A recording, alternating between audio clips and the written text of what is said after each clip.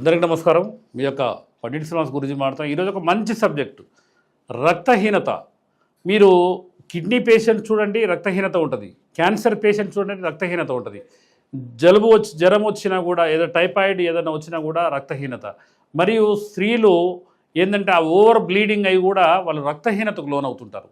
దీనికి ఏంటంటే అనేక రకాలుగా ట్యాబ్లెట్లు, ఇంజెక్షన్లు, రకరకాలుగా ప్రయత్నం చేస్తుంటారు.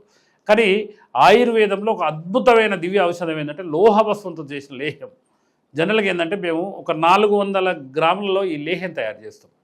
దీంట్లో ఏంటంటే లోహభస్వం, త్రిఫలాలు, త్రికట్టు అండ్ తేనె, అంటే రకరకాల ఇంగ్రీడియంట్స్తో దీన్ని తయారు చేస్తే ఇది 70 సంవత్సరాలు నిల్వ ఉంటుందని ఆయుర్వేద గ్రంథాలు ఘోషిస్తున్నాయి. తలసేమియా జబ్బుతో ఎంతోమంది బాధపడుతుంటారు. దీని కనుక ఉదయం ఒక అర చెంచా, సాయంత్రం ఒక అర చెంచా కనుక తీసుకుంటే ఎట్టి పరిధిలో హిమోగ్లోబిన్ 2 నుంచి 3 పాయింట్స్ పెరుగుతాయని మన ఆయుర్వేద గ్రంథాల్లో పొందుపరిచినది. కాబట్టి మిత్రులారా, ఆయుర్వేదంలో మనకేందంటే ఆయుర్వేదం అంటే మనకు భోజన విధానం అని మీరు గుర్తించాలి. ఎందుకంటే చాలామందికి ఒక అపోహ ఉంటుంది. చాలామంది కొంతమంది డాక్టర్లు ఏంటంటే ఆయుర్వేదమా మీరు వాడుతున్నారా జాగ్రత్త అనే కొన్ని సిమ్టమ్స్ కూడా మా దగ్గరకు వచ్చిన, అంటే మా దగ్గర మూలికల కోసం వచ్చే వాళ్ళు చెప్తుంటారు. కాబట్టి ఇవన్నీ తప్పుడు సమాచారం మార్కెట్లో ఉంది. కానీ ఎవరైనా కూడా జనరల్గా ఏంటంటే ఈ హిమోగ్లోబిన్ తక్కువ ఉండి ఏ జబ్బుతో బాధపడే వాళ్ళైనా కూడా ఈ లోహభస్వం లేహ్యం అనేది అతి తక్కువ మంది తయారు చేసేది. ఎందుకంటే లోహభస్వం అంటే ఇనుముతో తయారు చేసేది. ఆ లోహభస్వాన్ని తయారు చేయాలంటే చాలా ప్రక్రియలు శుద్ధులు చేయాలి.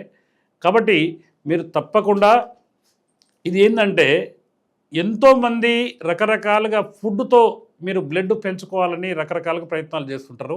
భోజన నియమాలు మారుస్తే మనకు బ్లడ్ పెరుగుతుందనే ఒక అపోహ ఉంటుంది రకరకాలుగా. కానీ ఈ లోహభస్వం ఒరిజినల్ స్వచ్ఛమైన తేనె, అంటే అడవులలో లభించే తేనె కనుక తీసుకొని దీని ఒక ప్రక్రియ ప్రకారం చేస్తే ఇది 70 సంవత్సరాలు నిల్వ ఉంటుందని అనేక గ్రంథాలలో పొందుపరిచినది.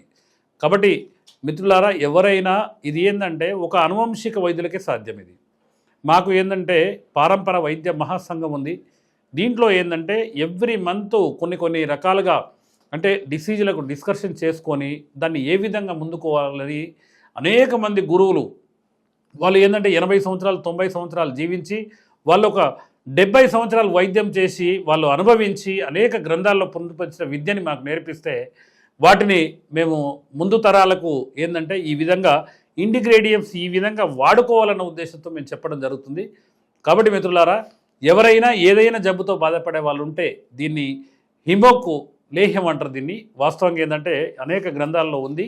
దీన్ని ఉదయం ఒక చెంచా, సాయంత్రం ఒక చెంచా తీసుకోగలిగితే అద్భుతమైన ఫలితాలు పొందే అవకాశాలు ఉన్నాయి. కాబట్టి ఎవరైనా ఈ తలసేమియా జబ్బుతో కానీ లేకపోతే రక్తహీనతతో బాధపడే వాళ్ళు ఉంటే తప్పకుండా ఈ లోహభస్వ లేహ్యాన్ని తప్పక వాడండి. మీరు ఆయురారోగ్యాలతో జీవిస్తారని కోరుకుంటూ మీ యొక్క పండిట్ శ్రీనివాస్ గురూజీ, బోధిధర్మ ఆయుర్వేద, బోడుప్పల్, హైదరాబాద్ అండ్ మిర్యాలగూడ.